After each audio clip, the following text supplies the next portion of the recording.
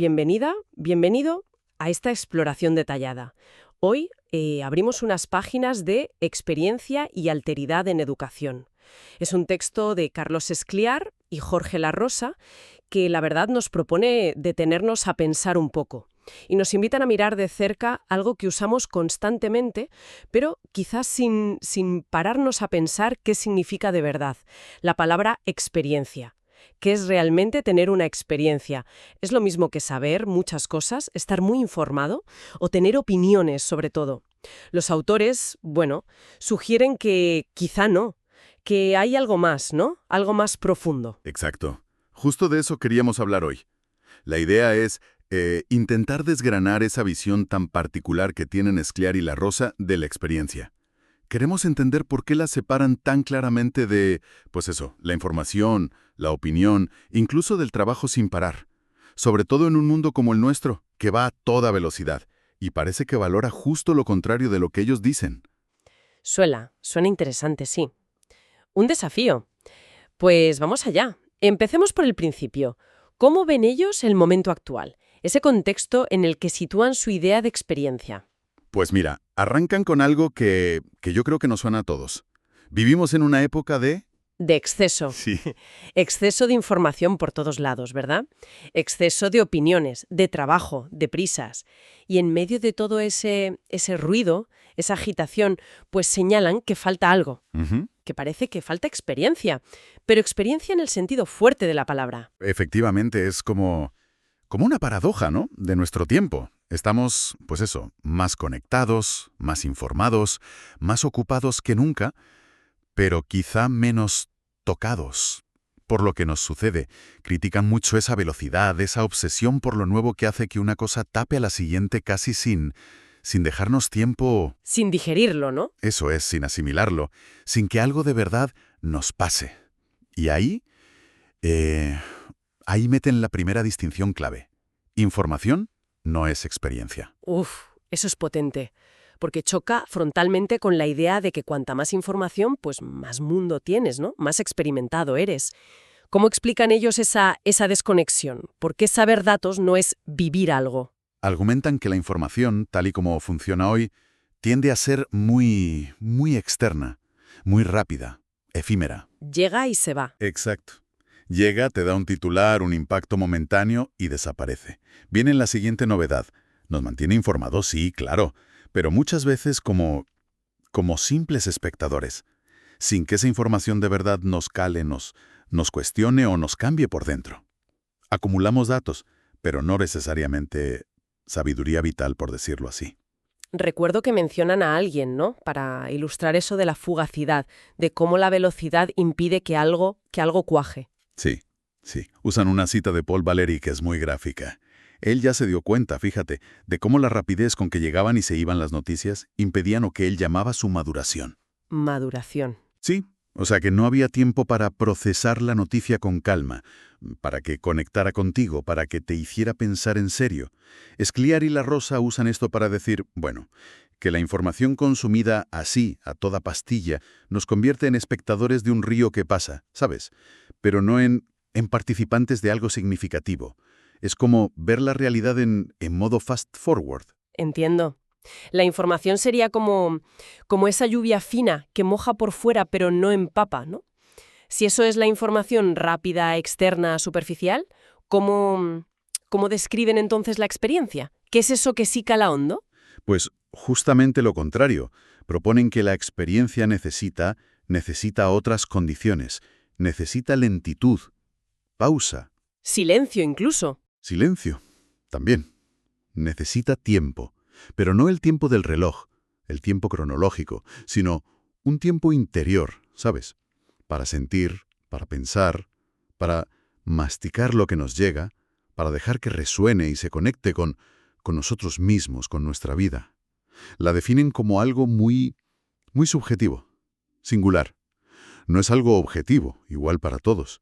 Es algo que le pasa a alguien, a una persona concreta, de una forma única. Y aquí es donde meten una idea que a mí me parece, muy llamativa. Casi un giro radical respecto a cómo pensamos normalmente. Dicen que la experiencia es algo que nos pasa, no algo que nosotros hacemos o buscamos o controlamos. Totalmente. Eso choca mucho con la idea del individuo proactivo, ¿no? El que toma las riendas. Totalmente. Es una de las ideas más provocadoras, yo creo. Le dan la vuelta a la lógica del sujeto moderno, ¿sabes? Ese que se piensa a sí mismo como el agente, el que controla. Diferencian mucho la experiencia del experimento científico, por ejemplo.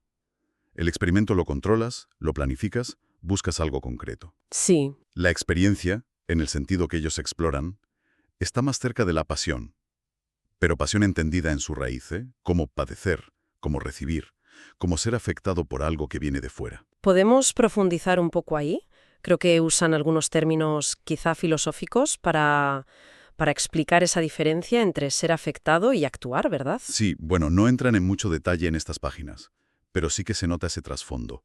Por ejemplo, la distinción alemana, ¿sabes? Entre Erlebnis, que sería la vivencia puntual, el momento intenso. El aquí y ahora. Eso, el aquí y ahora. Y luego Erfahrung, que es más la experiencia acumulada, la que se reflexiona, el saber que ganas con el tiempo, con muchas vivencias. Vale. Y ambas, Erlebnis y Erfahrung, serían distintas del experimentum latino, que es la prueba controlada, el ensayo de la ciencia. Pero lo clave para Scliar y La Rosa es que la experiencia de verdad, ya sea como vivencia intensa o como saber de vida, comparte ese punto de pasividad inicial. Algo irrumpe, algo te toca, te afecta, antes de que tú hagas algo con eso. Es más como que te caiga un rayo, que sería el Erlebnis, o aprender a leer el cielo después de ver muchas tormentas, la Erfahrung, que construir un pararrayos en un laboratorio, que sería el experimentum. El sujeto de la experiencia de entrada no es el que lleva el control. ¿Qué imagen esa, la del rayo, el leer el cielo? Describe un tipo de sujeto muy distinto al que nos venden como ideal, ¿no? El emprendedor, el proactivo, el que controla todo. ¿Cómo es entonces ese sujeto de la experiencia para ellos? Pues lo describen como un sujeto fundamentalmente receptivo, Receptivo, abierto, incluso, y esta palabra es importante, vulnerable. vulnerable, Sí, alguien que no está, digamos, blindado detrás de sus ideas, de su control, sino expuesto, expuesto a lo que pueda venir, a lo inesperado, a lo ajeno. que se deja afectar. Eso es, que permite que algo o alguien le interpele, le mueva por dentro, le transforme. Es casi lo contrario del sujeto moderno autosuficiente, que opina de todo, juzga todo, y parece inmune a cualquier cosa que le saque de su sitio, ¿no?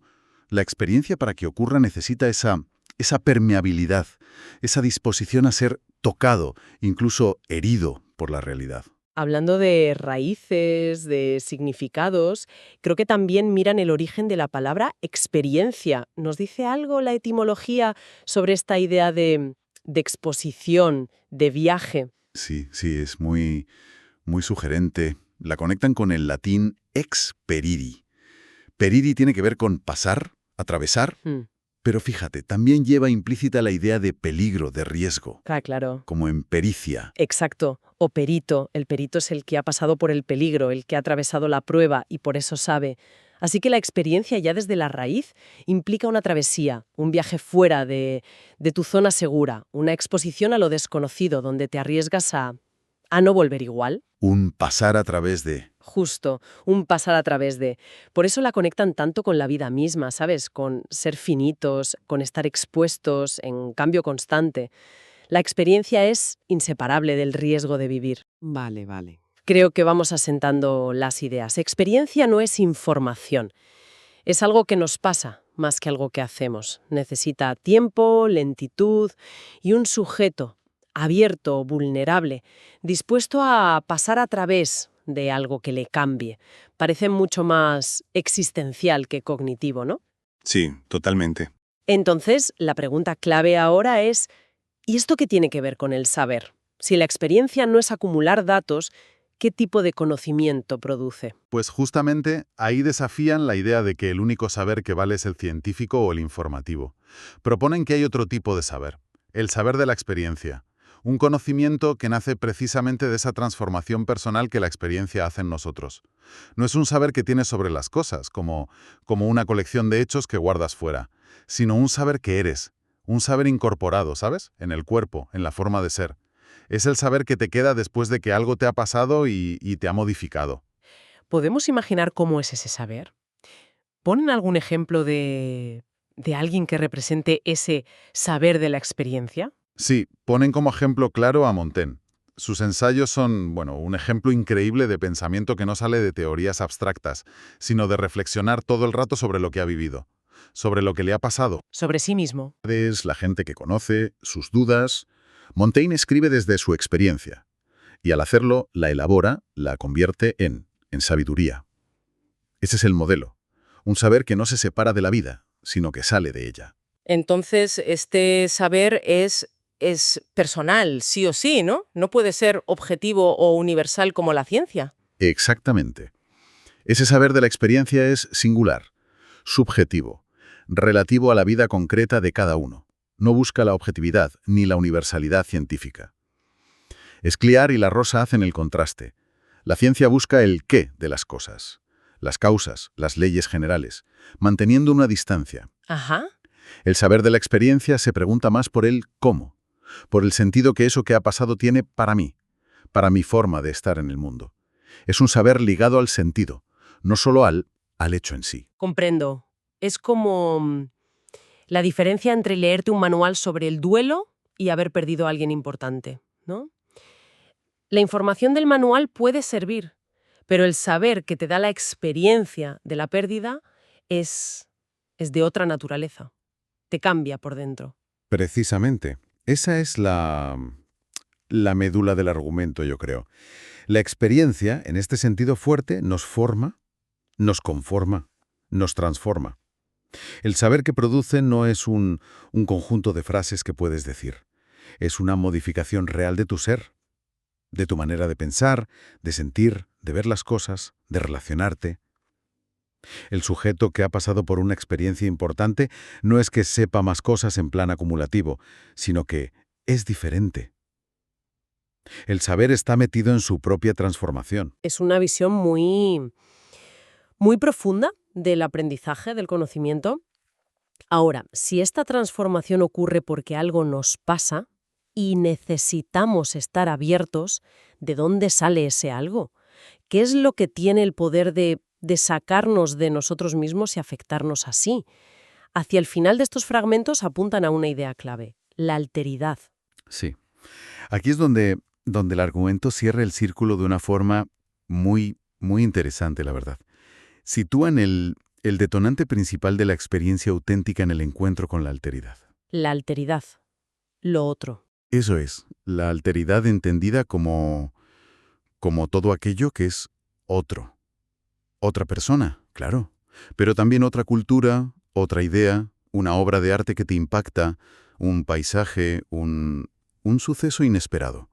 Es al encontrarte con esa diferencia radical, con eso que no eres tú y que no puedes controlar o meter fácilmente en tus esquemas, es ahí cuando algo realmente tiene la posibilidad de pasarte, en ese sentido transformador del que hemos hablado.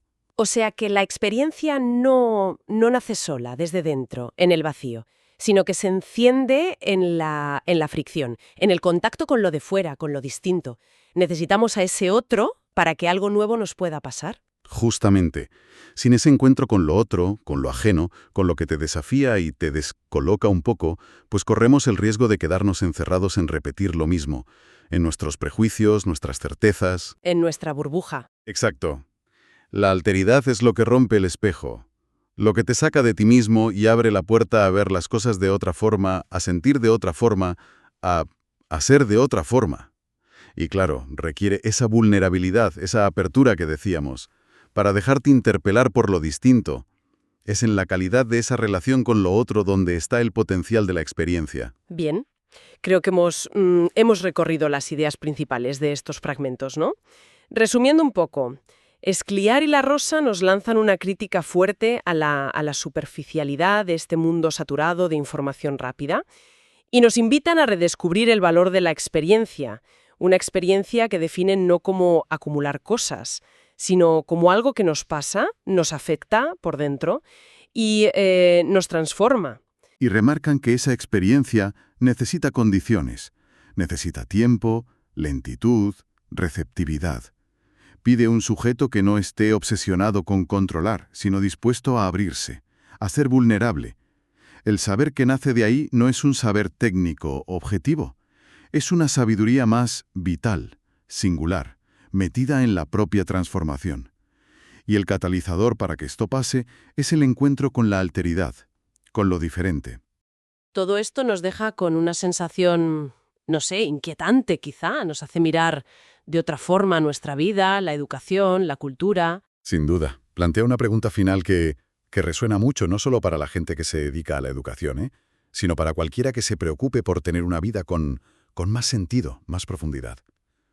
La pregunta sería algo así como, en una sociedad que valora tanto la rapidez, la eficiencia, la opinión al momento, acumular datos, y ese sujeto autosuficiente que lo controla todo, ¿cómo podemos, cada uno y como sociedad, crear y proteger las condiciones para que la experiencia tenga lugar? Ese tiempo lento, ese silencio, la escucha atenta, estar dispuesto a que algo te afecte, buscar el encuentro real con lo diferente. Estamos dejando grietas en el día a día para que algo importante, algo que de verdad nos cambie, pueda colarse y sucedernos. Es una pregunta potente, ¿no?, para seguir pensando.